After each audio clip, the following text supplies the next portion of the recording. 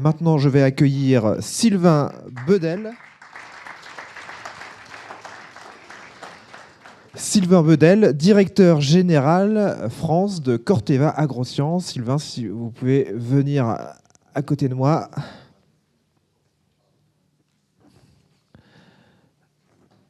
Je vous laisse prendre un micro.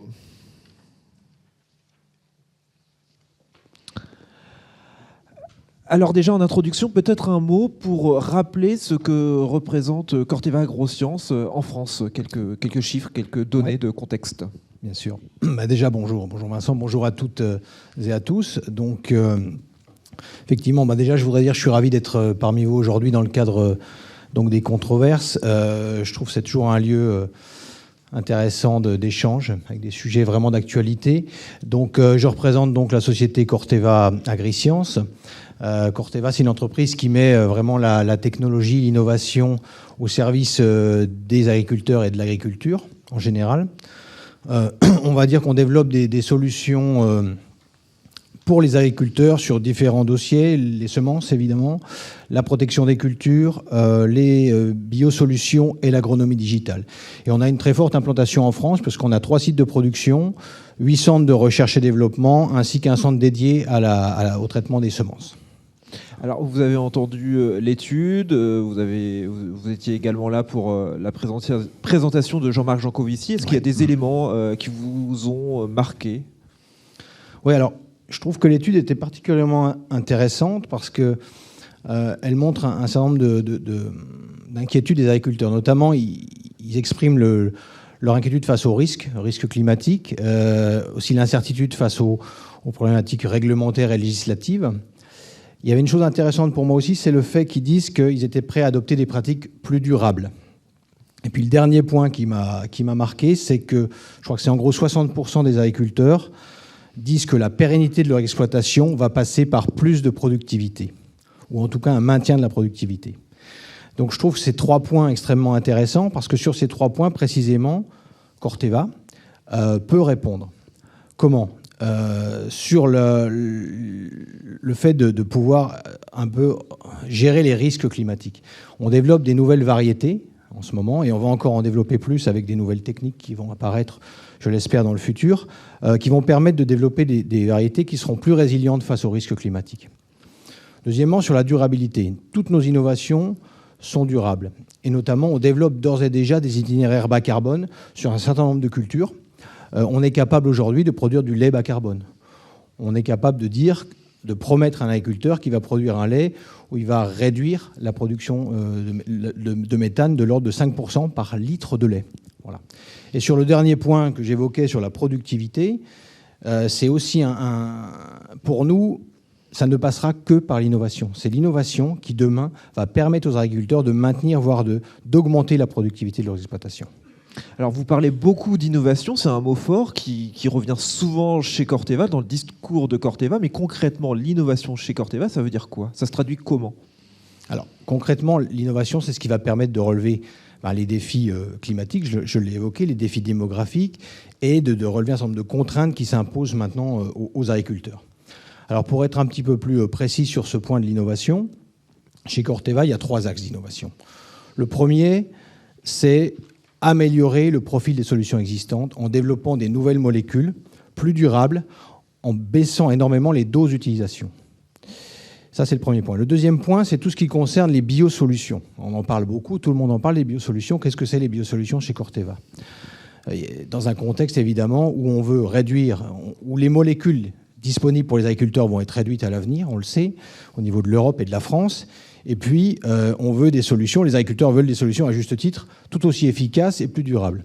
Donc il y a 3 volets pour nous dans les biosolutions. Le premier, c'est concrètement remplacer des solutions conventionnelles par de la bioprotection. Donc des molécules d'origine naturelle, voilà, ou inspirées de la nature. En l'occurrence, chez Corteva, on développe beaucoup de molécules qui sont issues de fermentation bactérienne. Voilà. Et ces molécules-là vont être utilisées notamment comme insecticides. On a une molécule comme le spinosade. Plus récemment, l'Inatrec, notre dernière innovation en fongicide céréales, est une molécule issue de fermentation d'une bactérie du sol. Ça, c'est le premier volet. L'autre volet, c'est les biostimulants dans la biosolution. Les biostimulants, c'est un petit peu différent. Pourquoi ? parce que c'est plutôt, ils vont activer des mécanismes naturels. On a des biostimulants qui vont booster la performance des plantes, en activant, en permettant une meilleure efficience nutritionnelle notamment. Je vous donne un exemple très concret. On a développé depuis quelques années une solution qui s'appelle BlueN. C'est une bactérie fixatrice d'azote. Elle va fixer l'azote atmosphérique pour la restituer à la plante.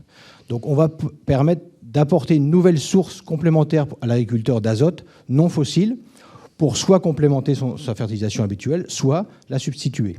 C'est un exemple très concret. L'autre volet des biostimulants, c'est des biostimulants qui vont permettre d'augmenter la résilience des plantes face au stress abiotique.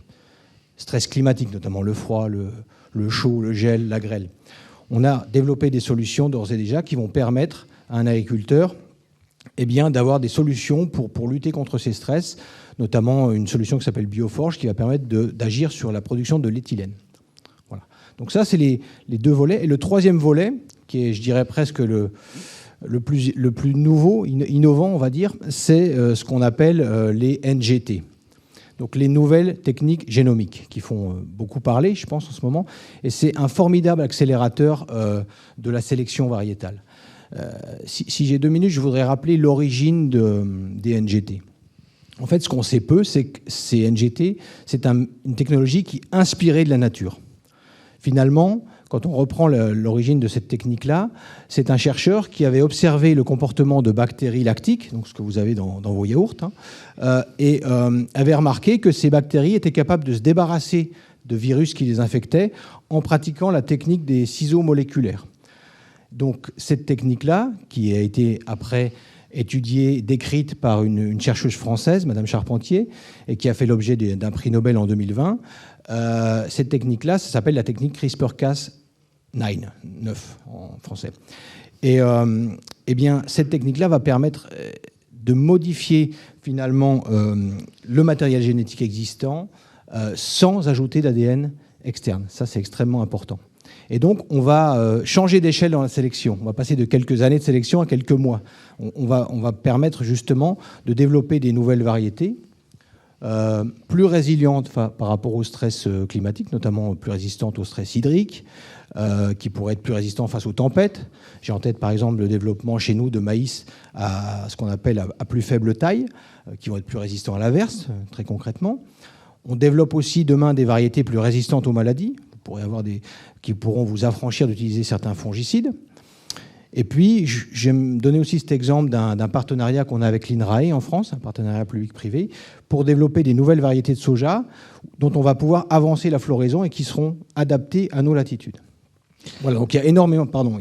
Allez-y. Pour finir, je dirais que chez Corteva, on a plus de 120 ans d'innovation maintenant, et on va continuer à innover, et on va fêter l'an prochain d'ailleurs les 100 ans de notre marque Fleuron Pionnier, qui a un matériel génétique énorme à disposition des agriculteurs. Alors, alimentation de qualité pour tous et agriculture compétitive, c'est le thème de la prochaine controverse, la prochaine table ronde. Et vous, Sylvain Bedel, vous en pensez quoi ? C'est compatible, antagonisme ? Bon, je me doute un peu de la réponse, mais voilà, votre position, comment vous la justifiez au niveau de Corteva ? Non, voilà, donc je pense qu'il faut pas opposer les deux. Les deux sont importantes, et c'est justement l'innovation qui, pour nous, va permettre de concilier à la fois qualité et compétitivité. Et si je peux me permettre, je vais vous donner plusieurs exemples là aussi. On a développé, enfin pas Corteva, mais il a été développé une nouvelle variété de tomates, grâce aux technologies NGT dont je viens de parler, qui vont améliorer la qualité nutritionnelle. Donc on va enrichir la tomate en un acide aminé GABA qui va permettre de réduire la tension artérielle. L'autre point, on a lancé, homologué aux États-Unis, une nouvelle variété de maïs, là encore issue de cette technologie NGT, qui va être résistante à l'helminthosporiose.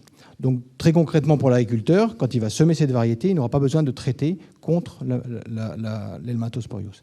Et le dernier point qui peut aussi faire écho ici, parce que je sais que certains sont betteraviers dans la salle, on va développer désormais un herbicide en betterave qui va permettre de diminuer de plus de 300 la dose d'utilisation. Donc on va lancer sur le marché une molécule qui s'appelle Rinskor, qui va être le premier herbicide à moins d'1 gramme de matière active par hectare et par passage, sans aucun compromis sur la durabilité et l'efficacité du produit. Voilà. Donc c'est ça, en quelques mots, des innovations concrètes dont je voulais vous parler. Plus largement, on parle beaucoup d'innovation en ce moment, alors d'intelligence artificielle, c'est vraiment d'actualité, mais aussi de l'innovation sur les batteries, sur différents secteurs, l'énergie. Donc l'innovation, c'est pas que l'agriculture, mais est-ce que vous avez le sentiment en agriculture par rapport à d'autres secteurs qu'on prend du retard? Est-ce que l'Europe, la France, on innove assez vite? Voilà votre sentiment rapidement, et puis avant de passer à la controverse. Alors, très rapidement, je dirais que effectivement le monde accélère, mais l'Europe et encore plus la France est ralentie ou est en panne, je dirais. On a vraiment besoin d'avoir des législations claires et facilitantes. Ce n'est pas le cas aujourd'hui. L'Europe et la France doivent accompagner l'innovation. Si on prend quelques cas concrets, pour homologuer une nouvelle matière active en Europe, la substance active uniquement, il faut en moyenne 56 mois. Quand il faut 28 mois au Japon et 30 au Canada. Sans compter qu'en Europe, on doit repasser par une homologation par pays qui va prendre entre 12 et 48 mois, sachant qu'en France, c'est plutôt 36 à 48 mois. Voilà. Donc, vous voyez déjà le décalage déjà de 5, 6, 7 ans qu'on peut avoir par rapport à d'autres pays.